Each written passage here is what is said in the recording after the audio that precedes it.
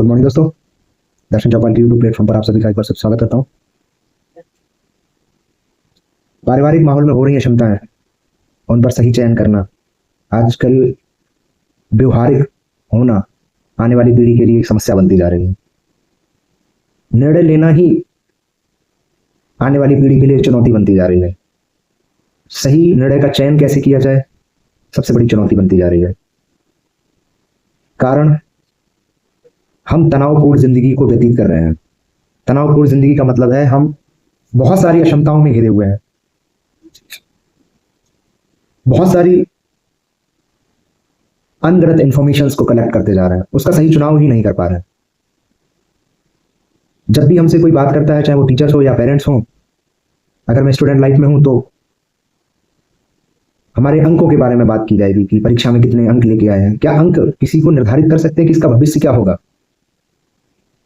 कभी भी कोई टीचर्स इस विषय पे बात ही नहीं करता है कि सही क्या है, गलत क्या है, चिंतन क्या है, विवेक क्या है, असत्य क्या है, सत्य क्या है। सिर्फ अंक। अगर तुमने परीक्षा में ये नहीं लिखा तो हम इतने नंबर काट लेंगे, अगर परीक्षा में तुमने वो नहीं लिखा तो हम इतने नंबर काट लेंगे। तो जीवन में यही लगता है कि सब कुछ अंक ही है, और अंक मिलते ही मैं परीक्षा पास कर जाता हूं। दूसरी परीक्षा के लिए बैठता हूं, अंक मिलते हैं और हम पास कर जाते हैं। धीरे धीरे हम नौकरी प्राप्त कर लेते हैं। नौकरी लेती ही इसलिए है कि मूल समस्याएं, पारिवारिक समस्याएं हैं, उनका निदान करना, और पैसा बच रहा है तो मूलभूत समस्याओं का निदान करना, और पैसा बचता है तो क्या करना है? मजे करने हैं। दरअसल जिंदगी में हम जो चीज मजे मजे में कर रहे हैं उस पर अहमियत ज्यादा दे रहे हैं। आध्यात्म पर, चिंतन पर तो बात ही नहीं कर रहे हैं। शांति, विवेक, अविवेक, इन विषयों पर बात ही नहीं हो रही है। पेरेंट्स को बच्चों को यही समझाना चाहिए कि पैसे के साथ साथ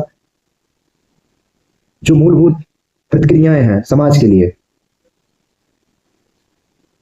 जैसे प्रेम, करुणा, इन पर बात करना बहुत जरूरी है। समाज एक ऐसे दौर से गुजर रहा है जिस दौर में परिवार में विसंगतियां बढ़ती जा रही हैं।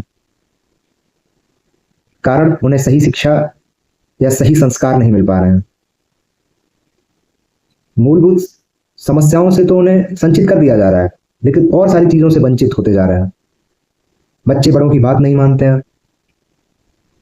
उनके सहयोग में योगदान नहीं करते हैं। ऐसी विभिन्न परिस्थितियां हैं, विभिन्न परेशानियां बड़ों के सामने बढ़ती जा रही हैं आज की जनरेशन के लिए। तो जब तक बच्चा जहां से सीख रहा है, जहां से उसे रिसोर्सेज मिल रहे हैं,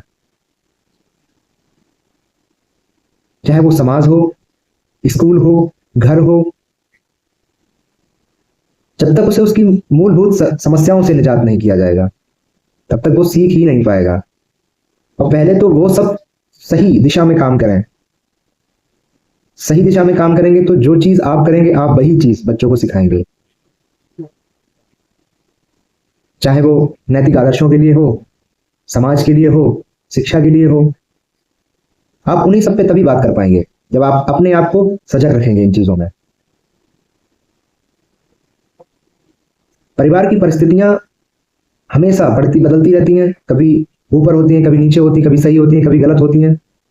हम उनमें भ्रमित हो जाते हैं। हम किसी एक दिशा में काम कर रहे होते हैं, परिस्थितियों को छोड़कर हमें किसी और चीज में भी काम करना पड़ता है।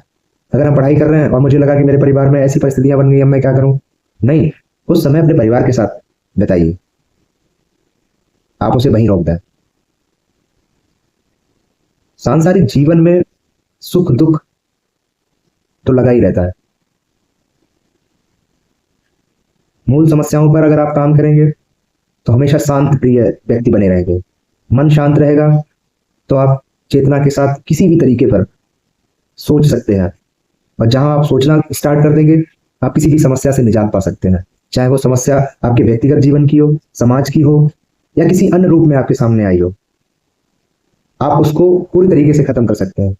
जब मन शांत नहीं होता है तो आप अपनी मूलभूत समस्याओं के साथ चेतना भी काम करना बंद कर देती है।